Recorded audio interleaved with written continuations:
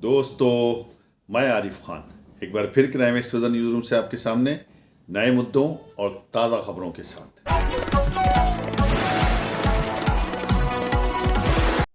दोस्तों, इतिहास साक्षी है कि कई राजाओं, नवाबों और नेताओं ने अपने बेटे के प्यार में अपनी कैरियर बर्बाद कर ली, अपना कैरियर बर्बाद कर लिया, चौपट कर लिया और अपने आप को उस मुकाम पर ला के खड़ा कर दिया जहाँ पर सिवाय बेइज्जती के और कुछ नहीं होने वाला होता है। यही हाल कुछ आज़म खां का हुआ है। बेटे की मोहब्बत में ही कहते हैं कि उन्होंने ये सब कुछ काम किए, वरना आज़म खां जैसा शख्स ऐसे घटिया काम करने की किसी को कोई उम्मीद ही नहीं है और ना ही कोई सोच सकता है कि वो ऐसे घटिया काम कर सकता है कि फ़र्जी प्रमाण पत्रों के सहारे अपनी औलाद को या किसी को इलेक्शन लड़वाए। लेकिन चूँकि बेटे का प्यार था, लोग कहते हैं कि इसलिए उन्होंने ये सब कुछ किया। 2017 में जिस वक्त के विधानसभा चुनाव होने वाले थे, सपा सरकार का उरूज था और पता नहीं था कि 2017 में क्या होगा और बेटे ने ज़िद पकड़ ली होगी कि चुनाव में भी लड़ूंगा।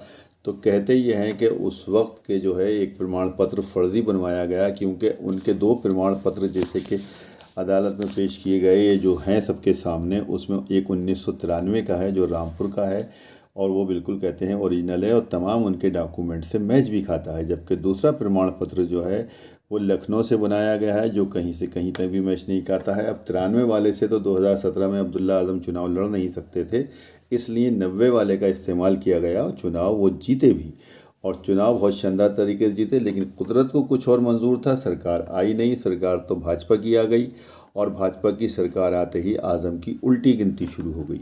जब आज़म की उल्टी गिनती शुरू हुई तो आज़म को ये भी नहीं मालूम था कि जो उनके राजदार थे या जो उनके करीबी थे वो भी उनसे दूर चले जाएंगे। तो उन्हीं में से किसी एक राजदार ने ये बात भी लीकेज कर दी कि अब्दुल्ला आज़म जो विधायक बने हैं वो फर्जी प्रमाण पत्र पर बने हैं। कि बस फिर क्या था, उसी के उसमें वो लोग लग गए और उन्होंने जब तमाम सबूत हासिल कर लिए कि ये वाकई में फर्जी पड़े हैं, तब उनके खिलाफ़ एक मुकदमा दर्ज कराया गया।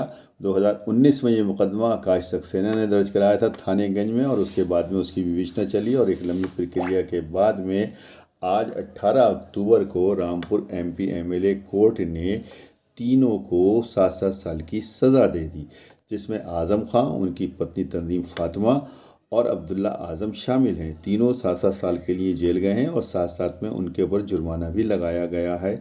आपको ये बता दूं कि तीनों को इसलिए भेजा गया है जबकि ये तो मामला तो अब्दुल्ला आज़म के ऊपर बनता है, क्योंकि फर्जी प्रमाण पत्र तो उनका था, लेकिन उनको बनवाने में आज़म खान ने मदद की थी और उनकी पत्नी ने भी इसमें मदद की थी। उनकी जो प्रमाण पत्र जो बनाया गया था, जो भी कुछ किया होगा, एविडेंस दिया होगा, गवाही दी होगी कि नहीं ऐसा था या वैसा था, जैसा भी था।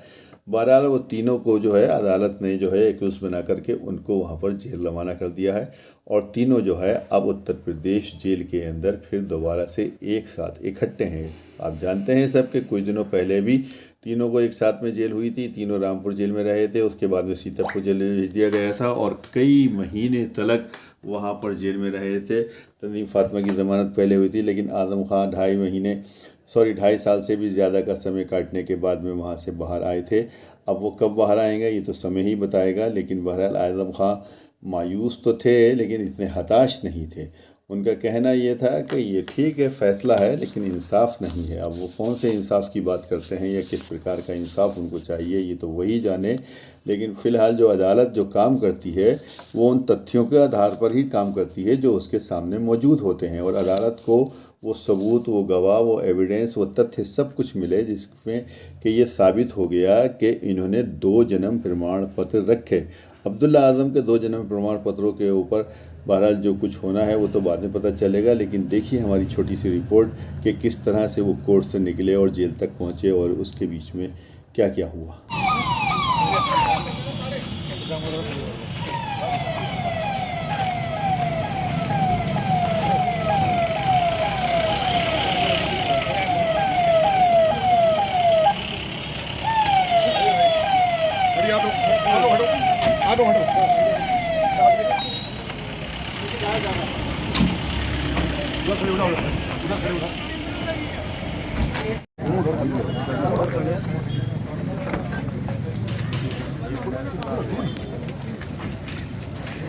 तो क्या फैसले के खिलाफ आप सही से विशाल कैमरा सही से लगा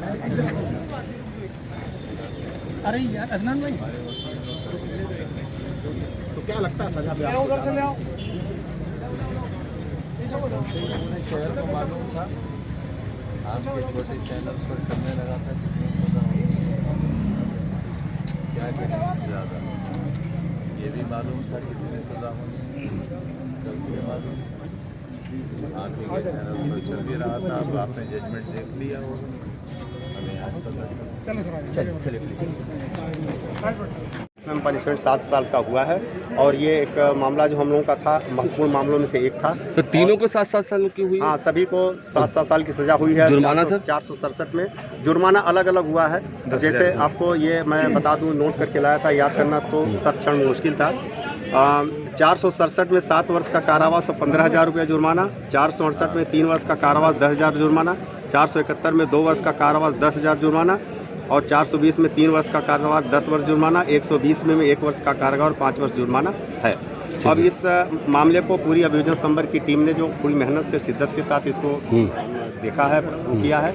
और शुरुआत में हमारे जो एडिशनल डायरेक्टर थे वो उन्होंने कमान संभाली थी, रिटायर हो चुके हैं। फिर एक वरिष्ठ अभियोजन अधिकारी राकेश कुमार मौर्य भी साथ में रहे, अब वहाँ से संबद्ध हैं पीटीएस में। और उसके बाद अमरनाथ तिवारी आए, फिर हम लोगों की टीम ने उसको किया। Amarnath Tiwari MP MLA court में जो अभियोजन कार्य कर रहे थे और एक जो टीम के भूमिका के रूप में, जो एक संरक्षक की भूमिका के रूप में, जो एक टीम के सदस्य की भूमिका में और हम सभी लोगों को जो करना चाहिए था, हम लोगों ने इनके साथ मतलब मिल करके एक टीम को मजबूती दी है। मुख्य रूप से हमारे जो अभियोजन कार्य इनके द्वारा न्यायालय में किया गया है, लेकिन प्रत्येक स्तर पर जब भी ज़रूरत पड़ी ऐसे महत्वपूर्ण मुकदमों में हम लोग सदा साथ रहे हैं। और इसमें हमें जो वादी मुकदमा के अधिवक्ता संदीप सक्सेना जी भी हैं, उनका भी बराबर सहयोग मिलता रहा है। और माननीय उच्च न्यायालय, उच्चतम न्यायालय में जो भी हमारे कलीग्स रहे हैं, जो हमारे सरकार की तरफ से रहे हैं, उनसे मार्गदर्शन प्राप्त होता रहा है, उच्च अधिकारियों से प्राप्त होता रहा है, पुलिस प्रशासन के उच्च अधिकारियों से प्राप्त होता रहा। समय समय पर हमें जो उनसे सहयोग लेना रहता था, गवाहों को बुलाने पर, सम्मन तामीला कराने पर, वो सब होता रहा है। टीम से है, हमें और टीम के लोग से आपकी बात कर लूँ सर। क्या अमरनाथ तिवारी जी, आप ये बताइए कि कितनी दिन से ये केस चला, कब से चला, कितनी इसमें गवाही हुई? मुकदमा जो है थानागंज पे दिनांक 3/1/2019 को वादी मुकदमा श्री आकाश सक्सेना जी के द्वारा पंजीकृत कराया गया था, जिसमें अब्दुल्ला आजम खान के डबल जन्म प्रमाण पत्र से संबंधित मामला था। अब मोहम्मद आजम खान, श्रीमती तंजीम फातिमा, अब्दुल्ला आजम खान के विरुद्ध न्यायालय में चार्जशीट 2019 में आई। इस पत्रावली में टोटल 170 तिथि नियत की गई थी। आज 170 तिथि के दिन आज निर्णय आया है। इसमें 18/8/2021 को आरोप विरचित हुआ था। अभियोजन के द्वारा इसमें कुल 15 गवाहों को पेश किए गए थे, जिसमें वादी मुकदमा श्री आकाश सक्सेना थे PW1 के रूप में, उसके बाद PW2 के रूप में मनोज कुमार जो प्रधानाध्यापक थे सेंट पाल के, फिर तेजपाल थी नगर पालिका के रजिस्ट्रार थे, फिर जो है विजय कुमार इनकम टैक्स अधिकारी थे, मोहम्मद नसीम पासपोर्ट अधिकारी से, मोहम्मद सलीम रिकॉर्ड कीपर थे, 2 विवेचक थे, उसके बाद 2 प्रस्तावक मोहम्मद शफीक अहमद एवं दिनेश गोयल, उसके गजेंद्र कुमार तत्कालीन आरओ थे। ये पूरी गवाही होने के बाद जो है माननीय अभियोजन के द्वारा जो साक्ष्य समाप्त किया गया था वो जनवरी में किया गया था। उसके बाद बचाव साक्ष्य में आई। बचाव साक्ष्य के द्वारा, बचाव पक्ष के द्वारा कुल 19 गवाहों को पेश किया गया और पत्रावली 10/7/2023 को नियत कर दी गई थी बहस में। उसके बाद पत्रावली बहस में चलती रही और आज जो है माननीय न्यायालय ने अभियुक्तगण, तीनों अभियुक्तगण को धारा 420, 467, 468, 471, 120 भी IPC के अपराध का दोषी पाया है और तीनों अभियुक्तों को धारा 420 में 3 वर्ष की सजा, धारा 468 में 3 वर्ष की सजा, धारा 471 में 2 वर्ष की सजा, धारा 120 में 1 वर्ष की सजा और धारा 467 जो आजीवन कारावास से दंडनीय अपराध का मामला था उसमें 7 वर्ष के कारावास से दंडनीय किया गया है और जुर्माने से दंडनीय किया गया है। अभियुक्तगण जो है माननीय न्यायालय में अभी मौजूद हैं। अच्छा, अब क्या लग रहा है कि अब इनको जमानत पे छोड़ कराया जाएगा या जमानत मिलेगी या इनको जेल भेजा? नहीं, जो विधिक प्रावधान है, विधिक प्रावधान में अगर 3 वर्ष से अधिक की सजा होती है तो जमानत का कोई प्रावधान विचारण न्यायालय को नहीं है। जमानत का अधिकार वहाँ है कि जहाँ 3 वर्ष तक की सजा होती है तो 389 सीआरपीसी में है कि अपील दायर करने के लिए अगर वो जमानत देते हैं तो अज्ञापन प्रावधान है, जमानत दिया जाएगा। लेकिन चूंकि 7 वर्ष की सज़ा हुई है और 7 वर्ष की सज़ा में जमानत पाने का कोई अधिकार नहीं है। अब अपील करेंगे, अपीली न्यायालय के द्वारा जो होगा। ये हमने बात की आजम खान के परिवार को 2 दिन बाद में क्या रहा आज जो है माननीय न्यायालय का निर्णय आया है। तीनों अभियुक्त गणों को माननीय न्यायालय ने सभी धाराओं धारा 420, 467, 468, 471, 120 में दोषित किया है और 467। वीडियो अगर पसंद आई हो तो लाइक कीजिए, शेयर कीजिए और चैनल को ज़रूर सब्सक्राइब कीजिए ताकि डायरेक्ट नोटिफिकेशंस आप तक पहुंचते रहें।